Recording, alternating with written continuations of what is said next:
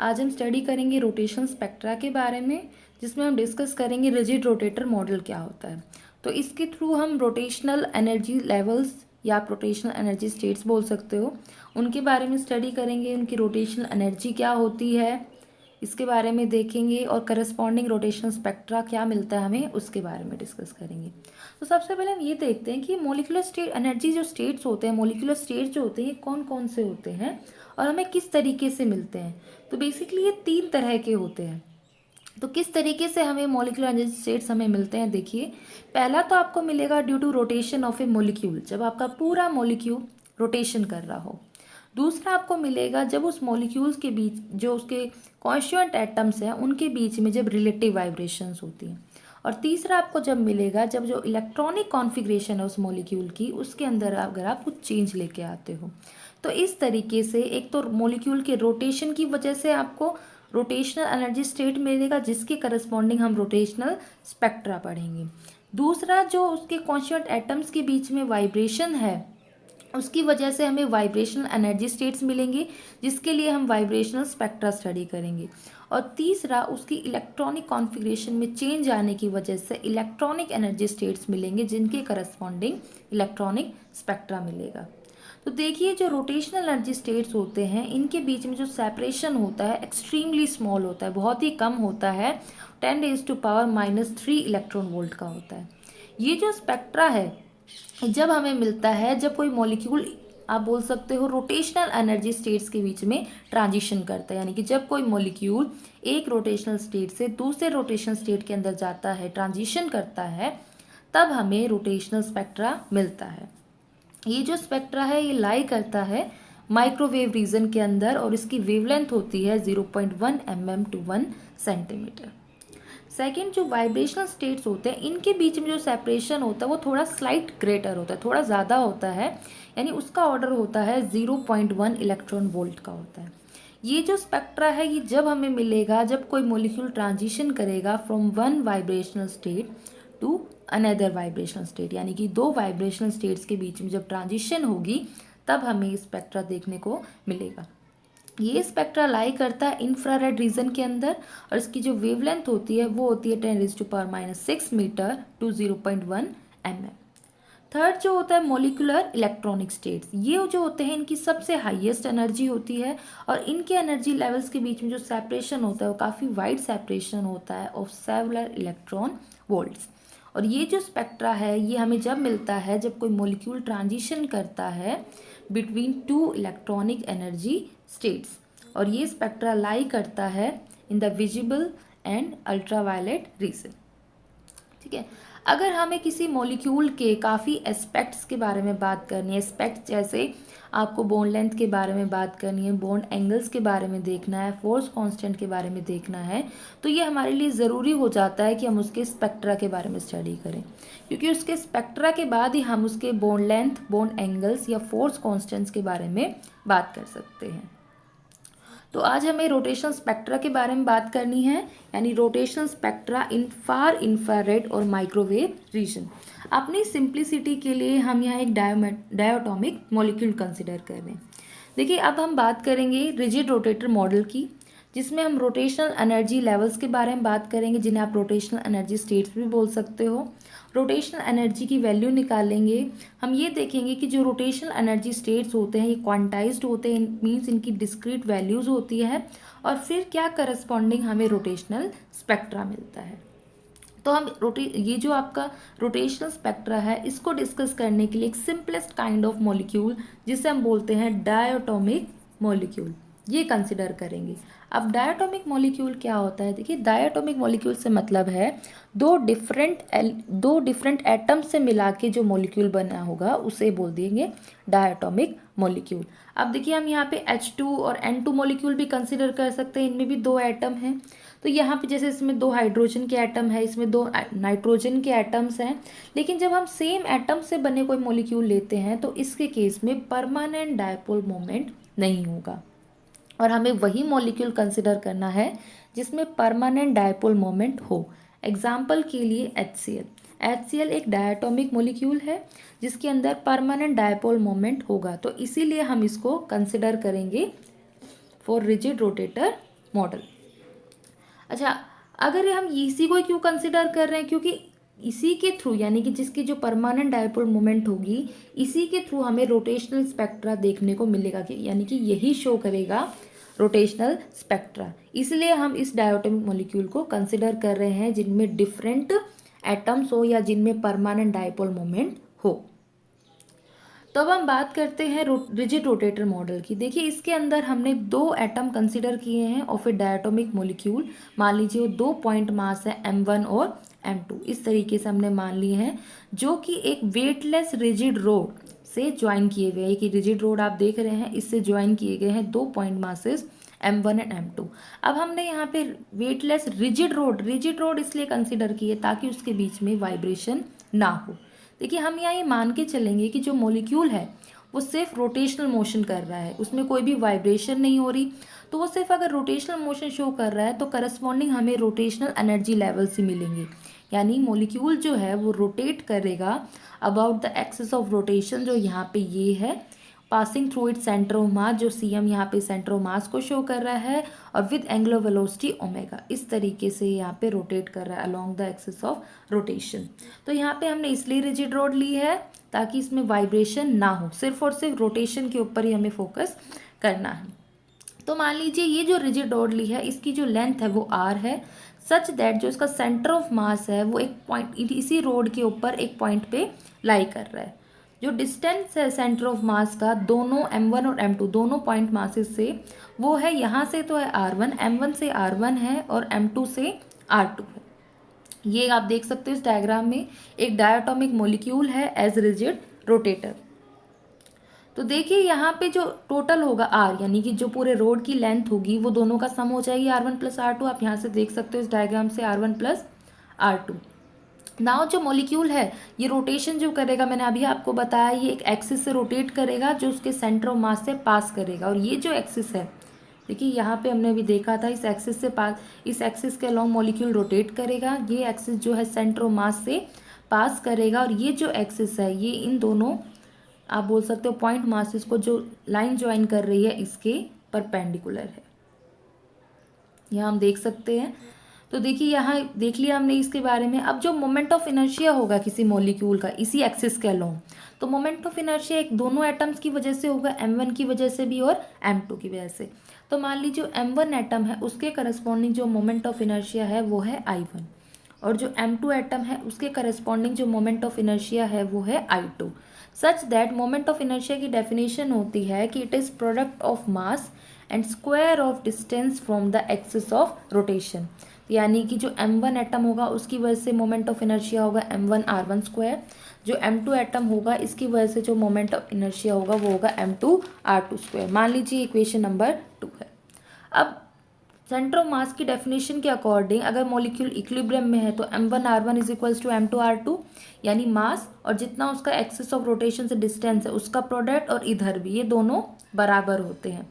अब हमने देखा R1 प्लस R2 R के बराबर है, तो इसको अगर हम कंसिडर करेंगे तो देखिए यहाँ M1 R1 आ जाएगा, R2 की जगह हम लिख सकते हैं R माइनस R1, क्योंकि R1 प्लस R2 R के बराबर है। तो यहाँ से R2 की वैल्यू आ जाएगी R माइनस R1। यहाँ हमने पुट कर दी। देखिए यहाँ आ जाएगा M1 R1, इसको मल्टीप्लाई किया ब्रैकेट से, यहाँ पे ओपन किया, M2 R मिला, R1 वाली साइड को लेफ्ट हैंड साइड ले गए। तो यहाँ से R1 की वैल्यू हमें ये मिल जाएगी। अब R1 की मिल गई है तो R2 की वैल्यू क्या है R माइनस R1, तो यहाँ से हम R2 की वैल्यू निकाल लेंगे। तो हमने R1 R2 दोनों की वैल्यू यहाँ पे कैलकुलेट कर ली है। अब इक्वेशन 2 के अंदर पुट करेंगे क्योंकि बेसिकली हमें इसका मोमेंट ऑफ इनर्शिया कैलकुलेट करना है अबाउट द एक्सिस। तो हमें R1 R2 दोनों की वैल्यू मिल गई है, तो ये R1 R2 की वैल्यू जो भी हमने निकाली है ये पुट कर देंगे इक्वेशन नंबर 2 के अंदर। तो इसमें पुट करेंगे तो यहाँ मोमेंट ऑफ इनर्शिया जो बनेगा टोटल I वो बराबर आ जाएगा M1, यहाँ पे पुट कर दी R1 की वैल्यू, यहाँ R2 की वैल्यू, ब्रैकेट को सॉल्व किया, स्क्वायर किया, ये टर्म हमें यहाँ पे मिल गई। तो यहाँ से हमने कॉमन ले लिया, M1 M2 कॉमन आ रहा है, कॉमन ले लिए, टर्म मिली, यहाँ से एक टर्म यहाँ पे कैंसिल हो गई, तो ये टर्म यहाँ पे हमें मिल जाएगी। यानी जो I की वैल्यू है वो आ जाएगी M1 M2 अपॉन में M1 प्लस M2 इंटू में R1 प्लस R2 का होल स्क्वायर। यहाँ R की वैल्यू पुट कर दी, R1 प्लस R2, ये वैल्यू हमें यहाँ मिल जाएगी। तो यहाँ हम M डैश मान सकते हैं इसके बराबर, M1 M2 अपॉन में M1 प्लस M2 को मान लिया गया है M डैश। एम डैश यहाँ पे क्या है, reduce mass of the molecule. अब देखिए रिड्यूस मास से मतलब ये है कि दो एटम्स को जब आप मिला लेते हैं, यहाँ पे हमने दो एटम कंसिडर करे हैं, दो एटम को मिला के जब हम एक सिस्टम मान लेंगे तो उस एक सिस्टम के मास को बोल दिया गया एम डैश या रिड्यूस मास। यानी कि तो दोनों एटम थे, पूरे को एक सिस्टम मान लिया, एक सिंगल पार्टिकल कंसिडर कर लिया है, जिसका जो मास है उसको रिड्यूस मास बोल दिया गया है, उसका मास ये है। और आर यहाँ पे क्या है, डिस्टेंस है from the axis of rotation. तो यहाँ जो मोमेंट ऑफ इनर्शिया आएगा वो ये आ जाएगा। मान लीजिए हमारी इक्वेशन नंबर 3 है। तो यहाँ से हम ये कंक्लूड कर सकते हैं कि जो डायटोमिक मॉलिक्यूल का जो रोटेशन होगा वो इक्वलेंट होगा, बराबर होगा किसके, एक सिंगल पार्टिकल के रोटेशन के। यहाँ भी हमने देखा जिसका मास क्या है, एम डैश है, और जो रोटेट कर रहा है about an axis located at a distance r. Distance कितना है, आर। नाउ जो डिस्टेंस है रोटेटर का वो फिक्स्ड है। अगर वो फिक्स्ड है डिस्टेंस, तो जो पोटेंशियल एनर्जी होगी रोटेटर की वो क्या हो जाएगी, जीरो हो जाएगी। यानी जो हम स्क्रोडिंगर इक्वेशन होती है उसमें वैल्यू रखेंगे, तो देखिए स्क्रोडिंगर इक्वेशन ये रहती है, तो यहाँ पे हम v को 0 रखेंगे, तो रिजिड रोटेटर के केस में ये वैल्यू इसके इक्वल आ जाती है। ये हमें स्क्रोडिंगर इक्वेशन इसमें कन्वर्ट हो जाती है। तो इसके करस्पॉन्डिंग जो आइगन वैल्यूज होती हैं और आइगन फंक्शंस होते हैं, तो इस इक्वेशन को हम सॉल्व करके देखते हैं, तब हमें ये वैल्यूज मिलती है। रोटेशनल एनर्जी ये हमें किस तरीके से सॉल्व हुई अभी ये कंसिडर नहीं करना है, हायर क्लासेस के अंदर इनके बारे में स्टडी करेंगे जब हम इसको सॉल्व करेंगे स्क्रोडिंगर इक्वेशन को। तो फिलहाल के लिए हम ये देख सकते हैं कि यहाँ पे जो आइगन वैल्यूज और जो आइगन फंक्शन मिलेंगे करस्पॉन्डिंग टू दिस इक्वेशन, तो उसकी वैल्यू रोटेशनल जो आइगन वैल्यू है यानी एनर्जी ऑफ रोटेशनल एनर्जी जो है या वो हमें ये मिल जाएगी, जो आइगन फंक्शन है वो हमें ये मिल जाएगा। यहाँ जो फाई यूज़ कर रहे हैं वो एजीमुथल एंगल है, लाइन कनेक्ट कर रही है जो मास पॉइंट को ओरिजिन से, उसके करस्पॉन्डिंग यानी कि जो लाइन कनेक्ट कर रही है मास पॉइंट को ओरिजिन से, उसके करस्पॉन्डिंग हमें एजीमुथल एंगल मिल रहा है, और इसको हम ले रहे हैं along the about the axis of rotation. Theta यहाँ जो हम ले रहे हैं, ये जो थीटा है ये एंगल है between the line and Z axis. यहाँ पे जो पी जे की पावर एम जो हम ले रहे हैं ये एसोसिएटेड लीजेंड्री फंक्शन है, जो एम है यहाँ पे कंपोनेंट है ऑफ एंगुलर मोमेंटम, और एन रोटेशनल का मतलब है नॉर्मलाइजेशन कांस्टेंट। ठीक है, तो इस तरीके से एक स्क्रोडिंगर इक्वेशन थी, इसको हमने सॉल्व किया जिससे हमें आइगन वेव फंक्शन और आइगन वैल्यू की वैल्यू मिल गई। ठीक है, तो अब हम ये देखते हैं, ये हम हायर क्लासेस में इसके बारे में डिटेल में स्टडी करेंगे कि किस तरीके से स्क्रोडिंगर इक्वेशन सॉल्व होती है। फिलहाल के लिए हम ये देख सकते हैं कि ये वैल्यू हमें यहाँ मिल जाती है। देखिए अब जो ये मॉलिक्यूल है इसमें रोटेशन कर रहा है, तो उसका एंगुलर मोमेंटम होगा उस मॉलिक्यूल का, वो हम इस तरह से लिख सकते हैं, L is equals to I omega. I यहाँ पे है मोमेंट ऑफ इनर्शिया और ओमेगा यहाँ पे है एंगुलर वेलोसिटी। तो किसी रोटेशनल क्वांटम नंबर जे के करस्पॉन्डिंग जो एंगुलर मोमेंटम होगा सिस्टम का about the axis of rotation, उसकी वैल्यू आ जाएगी। देखिए जैसे पहले हम निकालते थे एंगुलर मोमेंटम L, तो उसकी वैल्यू हम लिखते थे L into L plus 1 h cut, ये आती थी। यहाँ L था ऑर्बिटल एंगुलर मोमेंटम। तो यहाँ हम रोटेशनल क्वांटम नंबर की बात कर रहे हैं, यहाँ तो ऑर्बिटल क्वांटम नंबर हम ले रहे थे। जब रोटेशनल की बात कर रहे हैं तो इसके करस्पॉन्डिंग रोटेशनल क्वांटम नंबर लेंगे हम J, तो उसकी वजह से जो एंगुलर मोमेंटम आएगा वहाँ ये वैल्यू मिल जाएगी। J की यहाँ वैल्यू हो सकती है 0, 1, 2, 3। अब देखिए सिस्टम जो है वो रोटेशनल मोशन कर रहा है, तो रोटेशनल मोशन कर रहा है तो उसकी रोटेशनल काइनेटिक एनर्जी भी होगी, और जो रोटेशनल काइनेटिक एनर्जी होगी वो डिपेंड करेगी on moment of inertia I and angular velocity omega, such that जो रोटेशनल काइनेटिक एनर्जी होगी सिस्टम की, उस मॉलिक्यूल की, वो होगी half of I omega square, यानी ई की वैल्यू ये आ गई। अब देखिए इसे हम ये वैल्यू ई की आई, हम इसको आई से मल्टीप्लाई करेंगे और आई से डिवाइड करेंगे, तो यहाँ ऊपर बन जाएगा आई स्क्वायर ओमेगा स्क्वायर और नीचे आ जाएगा 2i। अब फिर से एल की वैल्यू किसके बराबर थी, अभी हमने ऊपर देखा आई ओमेगा के बराबर ली थी हमने, तो आई स्क्वायर ओमेगा स्क्वायर क्या बन जाएगा एल स्क्वायर। तो यहाँ एनर्जी की वैल्यू आ जाएगी एल स्क्वायर अपॉन में 2i। ठीक है, और अभी हमने एल की वैल्यू देखी है in terms of rotational quantum number ये है, यहाँ पुट करेंगे तो ई की वैल्यू हमें मिल जाएगी j इंटू में j प्लस 1 एच कट का स्क्वायर अपॉन में 2i, where j is equals to 0, 1, 2, 3। तो ये हमें एनर्जी मिल गई है जिसे हम बोल देंगे रोटेशनल एनर्जी, यानी कि जो रोटेशनल मोशन की वजह से जो एनर्जी मिली है उसकी वैल्यू हमें ये मिल जाएगी। तो यहाँ अगर हम j की वैल्यू पुट करते जाएंगे 0, 1, 2, 3, 4, तो करस्पॉन्डिंग जो एनर्जी लेवल्स है उनकी एनर्जी हमें मिलती जाएगी।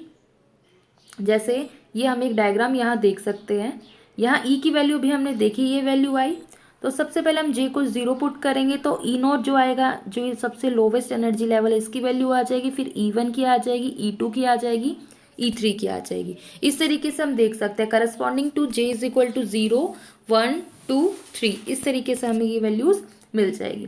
तो यहाँ से हम ये कंक्लूड करेंगे कि जो रोटेशनल एनर्जी लेवल्स है वो इक्वली स्पेस नहीं है। आप यहाँ से देख सकते हो, देखिए इसका स्पेसिंग कम है, इसका थोड़ा ज़्यादा है, इसका थोड़ा ज़्यादा है। तो इनके बीच में जो स्पेसिंग है वो इक्वल नहीं है। यहाँ जैसे जैसे जे इंक्रीज हो रहा है एनर्जी की वैल्यू इंक्रीज हो रही है और सेपरेशन भी आप इंक्रीज करते देख सकते हो। साथ ही साथ आप ये भी देख सकते हो जैसे एनर्जी 0 से 2 हो गई, इसके बीच में कोई भी एनर्जी लेवल नहीं है। यहाँ पे 2 से 6 है, 6 से 12 है, इनके बीच में कोई भी एनर्जी लेवल नहीं है। तो यहाँ से हम देख सकते हैं कि जो रोटेशनल एनर्जी लेवल है इसकी डिस्क्रीट वैल्यूज है, कंटिन्यूस नहीं आ रही है, डिस्क्रीट आ रही है, डिसकंटिन्यूस वे में हमें मिल रही है और सेपरेशन भी सेम नहीं है। तो यहाँ से हम कह सकते हैं कि जो रोटेशनल एनर्जी लेवल्स हैं ये क्वांटाइज्ड होते हैं। क्वांटाइज मतलब इसके जो एनर्जी लेवल्स होते हैं उनकी डिस्क्रीट वैल्यूज होती है, बीच में सेपरेशन सेम नहीं रहता। ठीक है, तो ये था रोटेशनल एनर्जी स्टेट्स के बारे में। तो अब हम रोटेशनल स्पेक्ट्रा के बारे में बात करेंगे कि रोटेशनल स्पेक्ट्रा क्या होता है। देखिए रोटेशनल स्पेक्ट्रा हमें अभी पहले देखा था कि रोटेशनल स्पेक्ट्रा हमें जब मिलता है कि जब कोई मॉलिक्यूल ट्रांजिशन करता है बिटवीन द एनर्जी स्टेट्स, यानी जब एक मॉलिक्यूल एक एनर्जी लेवल से दूसरे एनर्जी लेवल के बीच में ट्रांजिशन करता है तब हमें रोटेशनल स्पेक्ट्रा मिलता है। तब ये दो तरीके से हो सकता है। मान लीजिए हाई है, ये लोअर एनर्जी लेवल, दो एनर्जी लेवल हमने कंसिडर कर ली।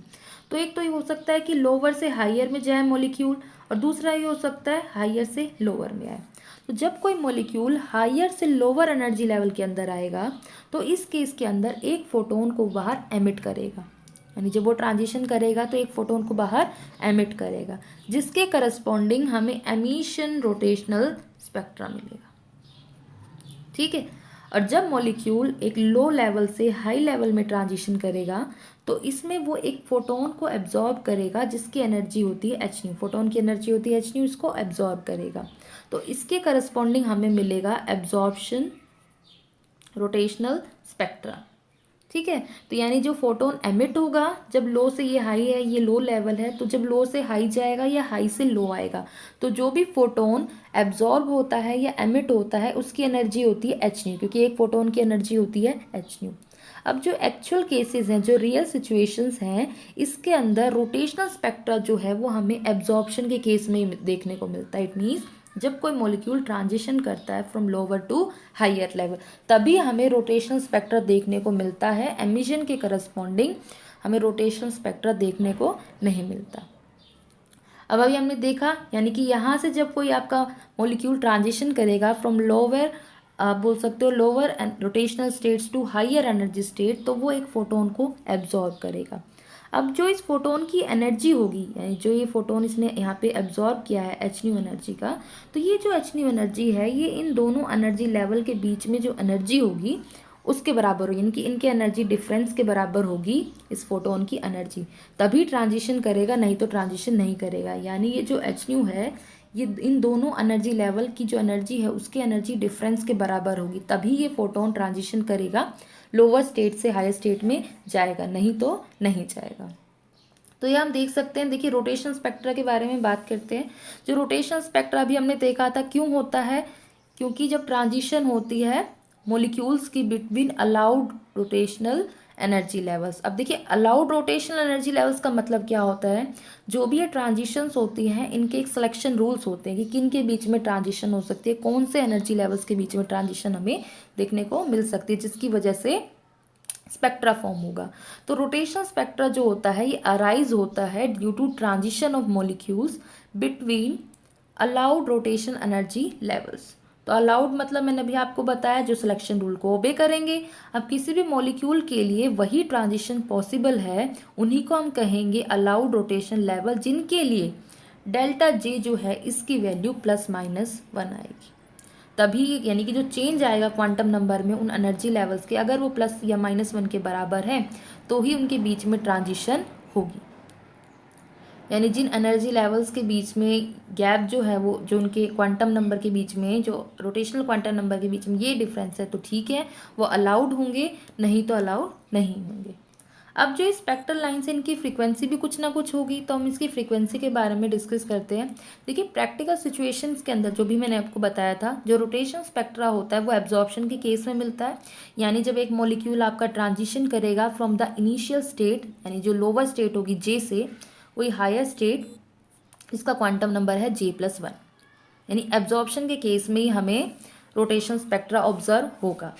तो यहाँ हमने एक मॉलिक्यूल मान लिया, let us consider a molecule. मान लीजिए वो ट्रांजिशन कर रहा है from lower state J to higher state J+1, such that जो EJ+1 है ये एनर्जी है हायर स्टेट की corresponding to quantum number J+1, और EJ जो है ये लोअर स्टेट की एनर्जी है जिसका क्वांटम नंबर है J।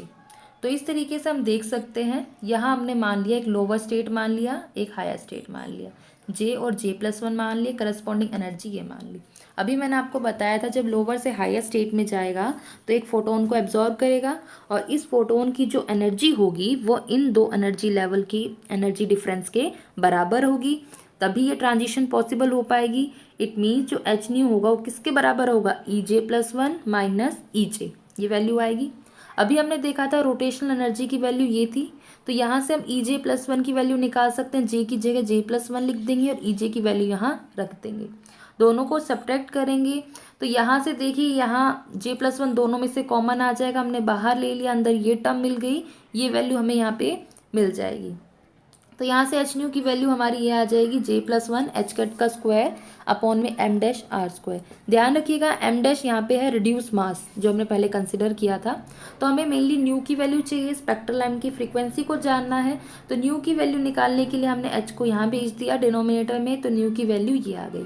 नाउ जो एच कट होता है इसकी वैल्यू होती है h अपॉन में 2π, हमने पुट कर दी, इसका स्क्वायर हो जाएगा तो हमें मिल जाएगा h² अपॉन में 4π²।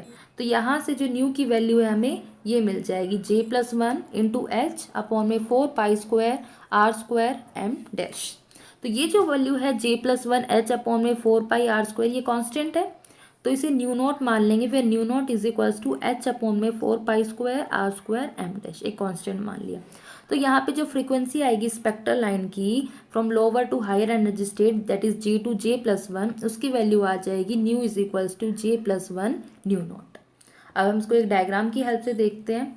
देखिए इस तरीके से इसका डायग्राम बन जाएगा, न्यू की वैल्यू यहाँ पे ये है, तो हम देखते हैं किस तरीके से करस्पॉन्डिंग फ्रीक्वेंसीज हमें मिलेगी। तो सबसे पहले हम J इज इक्वल टू 0 के करस्पॉन्डिंग देखते हैं। तो J को जब 0 रखोगे तो न्यू की जगह क्या आ जाएगा, न्यू की वैल्यू आएगी 0 से 1, यानी 0 से 1 के बीच में ट्रांजिशन होगी, तो यहाँ J को 0 पुट करोगे तो न्यू नॉट आ जाएगा। सेकंड जब J को 2 पुट करोगे तो ट्रांजिशन 2 से 3, J से J+1 है तो 2 से 3 आ जाएगा, तो यहाँ जब J को आप पुट करोगे 2 तो 3 न्यू नॉट मिल जाएगा।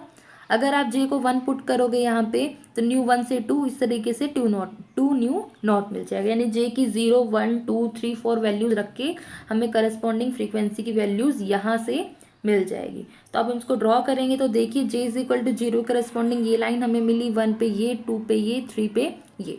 तो J इज इक्वल टू 0 पे जब हम रखते हैं, यानी कि 0 से 1 जब ट्रांजिशन होती है, तो अभी हमने देखा फ्रीक्वेंसी की वैल्यू कितनी होती है, न्यू नॉट। अभी हमने यहाँ देखा था न्यू नॉट, तो ये न्यू नॉट आ गया। जब 1 से 2 जाता है तो 2 न्यू नॉट, 1 से 2 जाएगा तो 2 न्यू नॉट, फिर 2 से अगर 3 पे जाएगा तो 3 new not and so on. इस तरीके से हम आगे J को 3 4 5 रख के करस्पॉन्डिंग एनर्जी लेवल्स को हम देख सकते हैं। तो यहाँ से हम देख सकते हैं कि इसके बीच में जो गैप है इन फ्रीक्वेंसीज के बीच में, देखिए इसके बीच में 2 new not minus new not मिलेगा, 3 new not minus 2 new not, फिर से न्यू नॉट मिलेगा। तो ये जो गैप है ये सेम आ रहा है, यानी जो स्पेक्ट्रल लाइन की जो फ्रीक्वेंसी है इसके बीच में जो गैप है वो सेम है। तो यहाँ से हम ये कंक्लूड कर सकते हैं कि जो रोटेशनल स्पेक्ट्रा होगा किसी डायटोमिक मॉलिक्यूल का या रिजिड रोटेटर का, वो कंसिस्ट होगा ऑफ इक्वली स्पेस्ड लाइंस, क्योंकि अभी हमने देखा कि इसकी जो फ्रीक्वेंसीज के बीच में जो डिफरेंस है वो सेम है। तो ये सब था रोटेशनल स्पेक्ट्रा के बारे में। तो this is all about rotational spectra. Thank you.